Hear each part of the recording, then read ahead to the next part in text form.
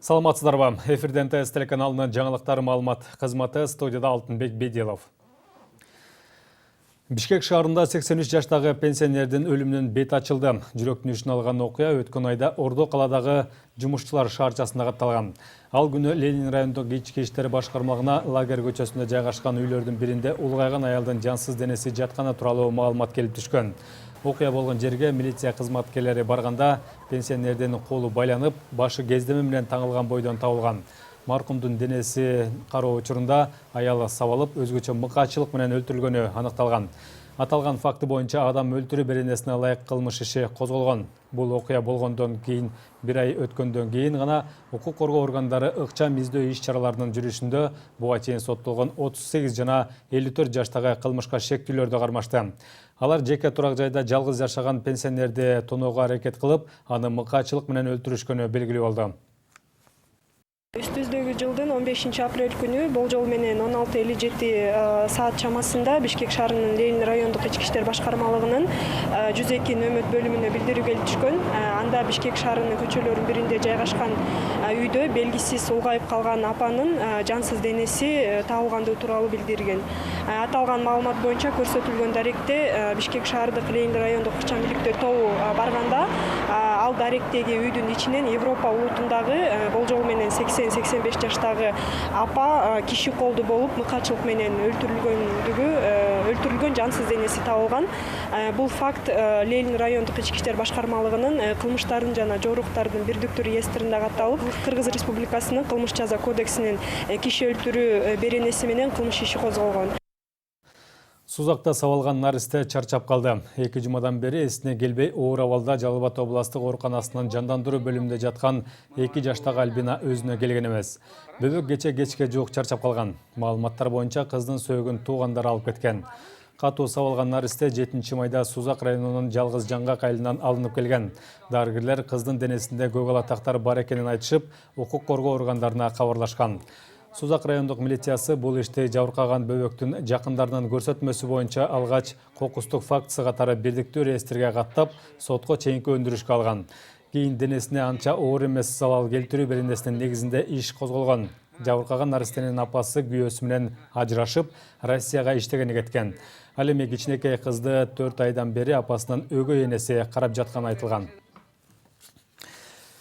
Гапаратив атындагы Кыргыз улуттук көркөм сүрөт музейинин директору Юрустанбек Шыгаев мамлекеттик мүлк болуп саналган 2 сүрөттү алып, бирок начар абалда музейге кайтарып бергени боюнча жаңжал чыкты. Бул окуя боюнча комиссия түзүлүп, текшерүү иштери жүрүп жатканын Маданият министрлигинен кабарлашты. Белгилүү болгондой, Шыгаев 19-кылымга таандык 2 сүрөттүн түп нускасынын көчүрмөсүн жасатуу үчүн алган экен. Бирок музейге кайтарып берген учурда алардын абалы начар экени билинген. Директору сүрөттөрдү баштапкы калыбына келтирип берерин убада кылып келет. Текшерүү жүрүп жаткан учурда Юрустанбек Шыгаевдин кызматта кала береби белгисиз. Чечим комиссиянын жыйынтыгына жараша чыгарылат. Чуу жараткан бул эмгектер советтик мезгилде Третьяков галереясы жана Пушкин музейи тарабынан белекке берилген Бакуниндин портрети менен Николай Сверчков тарткан ат менен ит сүрөтү мамлекеттик мүлк катары саналат. Юрустанбек Шыгаев өзү келип арызын жазып кетти, жумуштан кетүү боюнча. Мен арызын кабыл алдым.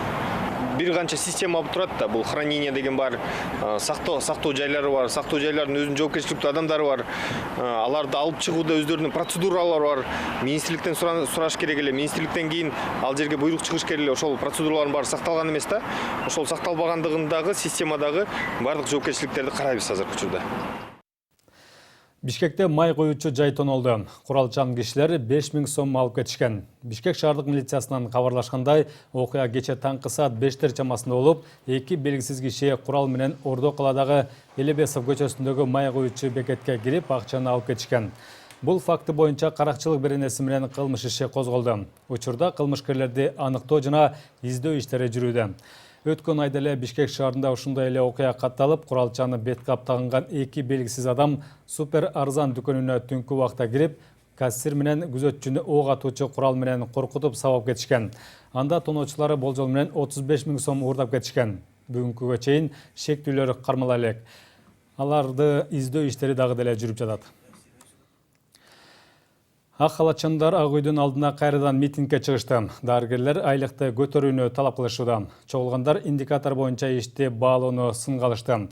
Айтымдарында бул система боюнча алардын күнүмдүк иши бааланбайт. Ошондой эле медицина кызматкерлери поликлиникаларды оптимизациялоо боюнча жүрүп жаткан иштерге нааразы. Дарыгерлер мунун айынан медайымдар ай сайын отчет берип турууга аргасыз болуп жатышканын айтышты. Мындан улам алар премьер-министрге, жогорку кеңештин депутаттарына жана саламаттыкты сактоо министринин атына кат жазып кайрылышкан. Азырынча жооп боло элек дешет медиктер. Үй бүлөлүк дарыгерлер борборунда иштегендер менен жалпы практикадагы дарыгерлер айлык 25-30 миң сомго чейин көтөрүлбөсө иш таштай турганын билдиришти. 2 күндөн кийин айдоочулар айыптын өлчөмүнүн жогору болуп жатканына каршы митинг өткөрүүнү пландап жатышат. 23 майда Бишкекте өтө турган нааразычылык акциясына 3000ге жакын адам катышаары күтүлүүдө. Митингдин уюштуруучулары коопсуз шаар долбоору ишке ашкандан бери калкка ири өлчөмдөгү айыптарды төлөө оор болуп жатканын айтышууда. Анын үстүнө штрафтар өлкөдөгү айлык маянага туура келбейт дешет алар. Айрыкча мындай жагдай такси айдоочуларына кыйынчылыктар жаратып жатыптыр. Буга чейин айыптын өлчөмүн азайтуу демилгеси менен бир катар депутаттар чыгышкан. Кыргыз-тажик чек арасында кайрадан чыр чыгып кете жаздады. Баткендин Карабак айылындагы көрүстөнгө тажик чек арачылары кирип келип, адамдарды жолотпой жатышканы маалымдалды. Жергиликтүү тургундар кошуналары бир нече күндөн бери аталган көрүстөнгө ээлик кылуу аракетин көрүп жатышканын айтышууда. Ал жерде жаан чачын болгон учурда мүрзө казганга керектүү жабдыктар коюла турган чакан бастырма бар. Тажикстан тараптын чек арачылары ошол бастырмага эч кимди жолотпой жатышат дешет жашоочулар. Ал эми мамлекеттик чек ара кызматынын Баткендеги башкармалыгы бул маселе кечээ эле чечилгенин кабарлашты. Жергиликтүү тургундар колдонулбай калган бастырманын эшиги сынып калганын көрүп, оңдоого барышкан экен. Ошол учурда кошуна өлкөнүн чек арачылары келип калып, кыргыз тарапка маалымат беришкен. Андан соң эки өлкөнүн чек ара кызматынын ортосунда сүйлөшүүлөр жүрүп, чагымчылдыкка алдырбоо маселеси талкууланган. Ал эми кыргызстандык жарандар бузулган эшикти оңдоп чыгып кеткен.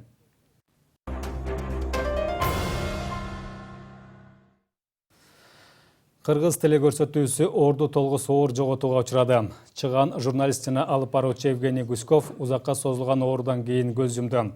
Ал өзүнүн кайталангыс, жагымдуу алтын үнү менен көптөгөн көрүүчүлөрдүн жана радио угармандардын эсинде калды. Евгений Гуськов кесиптик жолун алгач мамлекеттик телерадио компаниясында баштап, андан соң Пирамида, НТС телеканалдарында иштеген. Ал саунд-актер болуп да иштеп, мындан тышкары анын үнү көптөгөн теледолбоорлор жана роликтерде жаңырып келген. Башкалардан өзүнүн жөнөкөйлүгү менен айырмаланган Евгений Гуськов Кыргызстандагы диктардык искусствонун негиздөөчүлөрүнүн бири. Бул жаатта жаш муундарга өз тажрыйбасы менен алмашуу үчүн ал мастер-класстарды да уюштуруп турчу. Эгерде ал тирүү болгондо быйыл 9 сентябрда 50 жашка чыкмак. Маркум менен коштошуу зыйнаты эртең борбордук моргдо саат 13:30 болот. НТС телеканалы Евгений Гуськовдун туугандарына жана жакындарына көңүл айтат. Азыр Гуськовдун акыркы роликке жазылган үнүн тартуулайбыз. Я в одиночество вхожу, дверь открываю, спешу зажечь тепло, излучающий фонарь. Поток его лучей спешит меня согреть и успокоить. Но знаю я один, как это тяжело. Мне тяжело, другому видно так же, но тот другой одиночество души моей понять лишь только внешне сможет. Уйдет, останусь я опять один. И все сначала. Но, видно, Бог предначертал мне этот путь. Смирюсь и буду жить.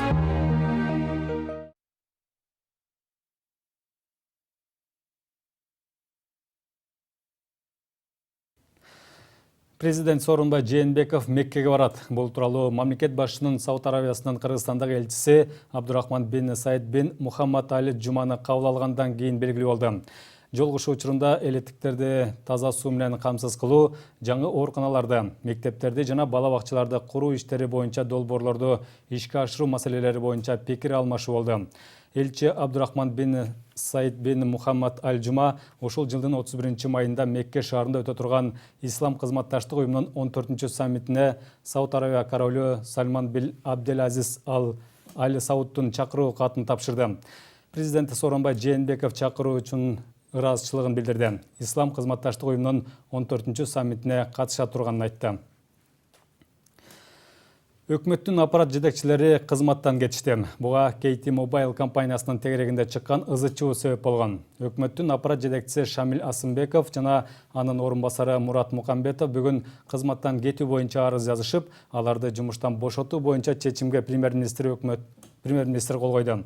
Өкмөттөн маалымдашкандай, бул кадрдык чечим KT Mobile компаниясы жана уюлдук байланыш операторунун түзүүнүн ачык өкмөт улуттук форумунун катчылыгынын жетекчилигинин ишмердүүлүгүнүн айланасындагы акыркы окуяларды эске алуу менен кабыл алыныптыр. Буга чейин ачык өкмөт улуттук форумунун кызматтан кеткен катчысы Иманкадыр Рысалиевден премьер-министр Мухаммедкалый Абылгазиевдин бир тууган бажасы экени айтылып, бул коомчулукта катуу сынга алынган. Кийинчерээк ал иштен кеткен. Бажасына байланыштуу чуудан кийин бүгүн өкмөт премьер-министр Мухаммедкалый Абылгазиевдин бир туугандары тууралуу маалымат таратты. Өкмөт башчынын 6 бир тууганы бар. Агасы Калайнур Абылгазиев жубайы экөө тең ардактуу эс алууда экен. Экинчи агасы Сооданбек Абылгазиев жеке ишканалардын биринде кароолчу, ал эми анын жубайы мугалим. Кызы бизнес менен алектенет. Кийинки бир тууганы Айнура Дүйшекеева Кочкордо жашап, эч жакта иштебейт экен. Жылдыз Абылгазиева аттуу бир тууганы мугалим болуп иштеп, уулдары жөнөкөй курулушчу деп айтылат өкмөттүн маалыматында. Бир туугандарынын арасында чоң кызматта отургандары да бар. Азиз Абылгазиев саламаттыкты сактоо министрлигинин дары-дармек каражаттары департаментине баңгизатты мыйзамдуу түрдө айлантуу бөлүмүнүн башчысы. Анын жубайы врач. Алардын уул кыздары банк финансы тармагында иштешет экен. Күйөө баласы болсо Кыргыз почтасы мамлекеттик ишканасынын директорунун орун басарына дайындалган. Белгилей кетсек, так ушул эле мекемени 2008 жылы премьер-министрдин бажасы Иманкадыр Рысалиев жетектеген. Өкмөт башчынын карындашы Кундуз Абылгазиева шаардык ооруканада улук медайым, анын жолдошу суу чарбасында мурап болуп эмгектенери кабарланды. Мамлекеттик кызматта ким качан жумушка алынган? Ким менен тууган, баарын текшерип чыгуу керек. Дал ушундай талабы менен Апрель баатырлары биримдиги коомдук уюмунун өкүлдөрү чыгышты. Алар мамлекеттик кызматтагы жана мамлекеттин үлүшү бар ишканалардагы кызматкерлердин туугандык байланышын текшерүү керек деп эсептешет. Демилгечилердин айтымында туугандык башкаруу айрыкча аймактарда күч алган. Мисалы, Кочкор районунун 3 эле адам башкарып жатканын алар жогорку кеңештин депутатынын тууган экенин айтышууда. Ал ортодо Украинанын премьер-министри Владимир Гройсман иштен кетерин жарыялады. Ал эртең боло турган өкмөттүн жыйынында кызматын тапшырып берерин телекайрылууда айтты. Украинанын экс-президенти Петр Порошенконун саясий биримдигинин мүчөсү болгон Владимир Гройсман кийинки парламенттик шайлоого катыша турганын белгиледи.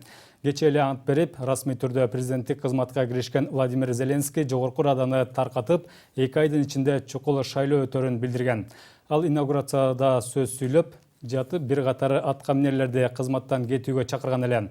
Владимир Гройсманга чейин Украинанын коргоо министри Степан Полторак менен коопсуздук кызматынын башчысы Василий Грицак да кызматтан кетишкен. Мына ушундай жаңылыктардан соң программабызды жыйынтыктайбыз. Саламатта туруңуздар.